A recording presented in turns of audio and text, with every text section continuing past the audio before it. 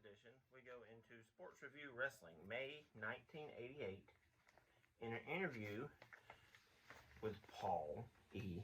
Dangerously, who we know now as Paul Heyman.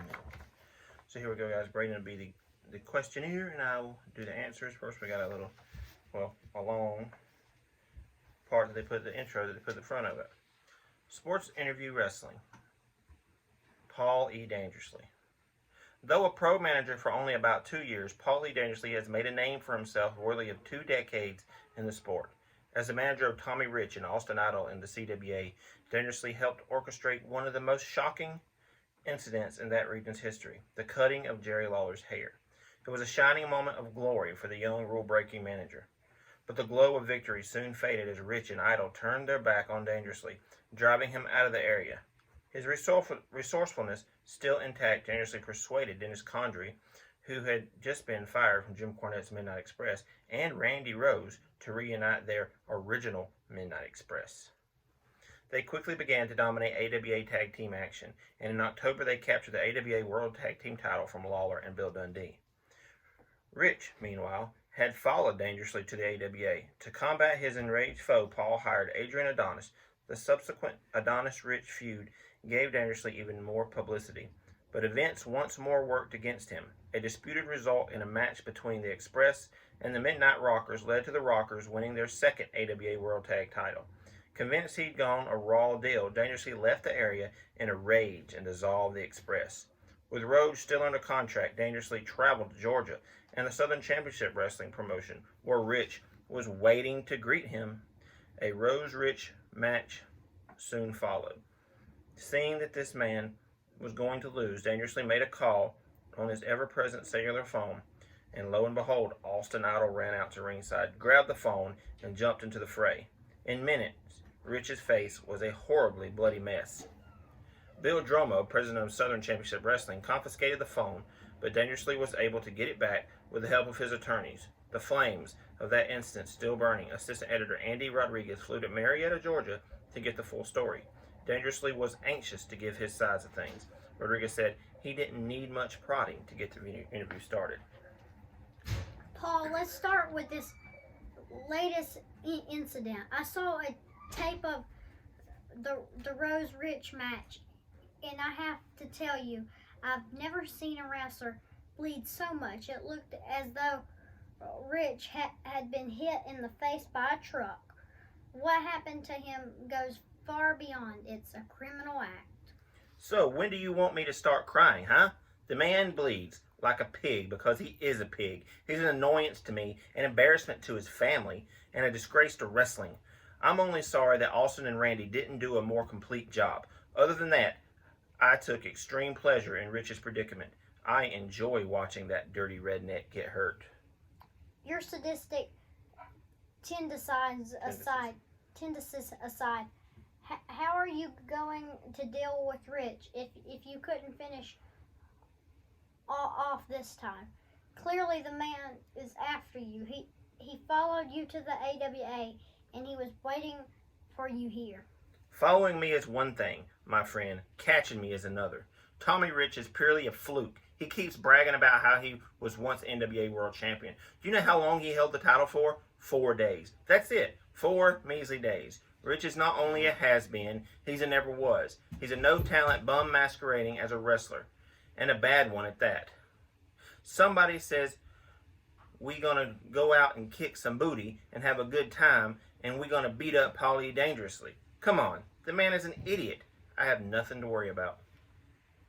I can't believe you're not taking Rich seriously. I take my profession seriously. Rich is not a member of my profession. I have more important concerns like preventing these stupid officials from denying me my livelihood.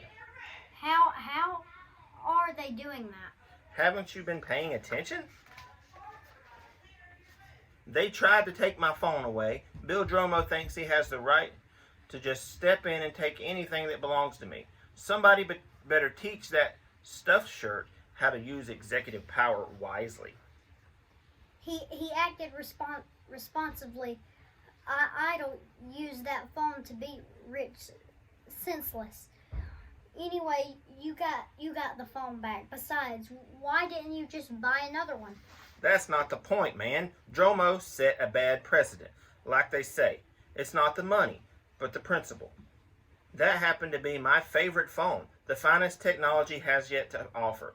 I had my lawyers working overtime to get the ruling suspended. A great injustice was almost done to me. I don't like these games he's playing. We're talking about my career here. These Federation presidents have far too much power. Look at what happened to me in the AWA. I'll get to that in a moment, but I want to talk more about Idol. It turns out now that you've been talking with him on the phone all these months, even when you were in the AWA, what was he telling you? Don't get excited. I'm not disclosing any confidential information to you or your readers. Let's just say Austin and I discussed our mutual interests, wrestling and finance. Aside from being one hell of a wrestler-manager team, we've made some pretty wise joint investments. The stock market crash didn't affect us at all. We've sufficiently diversified our concerns. If we quit wrestling tomorrow, we'd be set for life. I'm glad to hear you're flying high financially, Paul, but let's get back to wrestling. You were doing very well in the AWA until the situation with the Midnight Rockers occurred. Why didn't you stay and fight after your wrestlers lost the title? After all, you still had Adonis. If AWA President Stanley Blackburn gives us a raw deal once, what's going to stop him from doing it again? He's made some strange decisions in the past, but this was easily his worst. Any fool who was there could tell we beat the Midnight Rockers 1, 2, 3. In the middle of the ring, there was no controversy. I don't understand. What the problem could have been? As I understand it, after all four men bumped into referee Marty Miller and knocked him out, Marty Jannetty covered Dennis Condrey for the pin, while Randy Rhodes covered Shawn Michaels. A second ref ran in and, thinking Miller had been knocked out, made the count on Michaels. Exactly. We won the match. Not exactly. Miller recovered and made the count on Condrey Blackburn. Ruled that since Miller was the legal referee, his decision would stand, and so the belts changed hands. It was a logical decision. Who are you, Mr. Spock? It was a lousy decision. Rodriguez? Miller had been knocked cold. He was in no condition to make the count. The man who replaced him was a licensed referee who acted properly. He's the only official in that corrupt league who could ever be accused of acting properly. I considered filing a suit against the awful Wrestling Association, but I was advised not to waste my money. I'm better off just getting out of there. Do you have any plans to get Rose and Condrey back together again? Of course I like to get the boys back together. We're still one of the best teams in the sport. I'd bet they could walk into any ring in the country tomorrow and win a title, but Dennis isn't too sure what he wants to do right now. When he's ready to return to action, Randy and I will be there. In the meantime, I have other plans. There have been rumors that despite your anger, you may return to the AWA to manage AWA. World champion Kurt Hennig, any truth of that? Look, Kurt is an excellent wrestler and a great guy, and I'll admit that we've had some discussion. What manager wouldn't want to guide a man of Kurt's talents? But we both decided he'd be better off on his own, for now. Did Larry Hennig have anything to do with that decision? Absolutely not. Kurt doesn't have to go running off to daddy every time he has a decision to make. He's his own man. There's nothing wrong with having his father join him at ringside. Larry Hennig was a legend in his time. I know a lot of wrestlers who value his advice. He and Kurt have their own thing going. If they don't want Paulie Dangerously on their side, so be it. That's their loss. As I said, I have many other options. You wouldn't believe the number of calls and letters I get from wrestlers begging me to manage them. You know, I'll give the fans credit for at least one thing. They were smart enough to vote me third runner-up for Pro Wrestling Illustrated's Manager of the Year. Of course, I should have won outright, but that really helped my stock go up. The common folk can be a little smart sometimes. we've also heard that you were offered a contract to manage in the world-class arena against any truth to this. No comment, but I'd have to assemble a team to go down to Texas to beat up those horse-faced Von Erichs. There's a group of so-called legends just right for a taste of my unique brand of destruction. I'm like a rare treasure, just waiting for a nation of wrestling fans to discover me. And by the time they do, I'll be in complete control of this sport. This is indeed the era of living dangerously. Paul E., that is.